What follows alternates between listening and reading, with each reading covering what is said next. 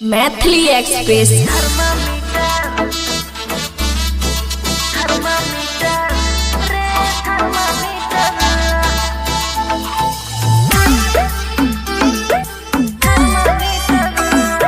Khushi recording studio Baluaha.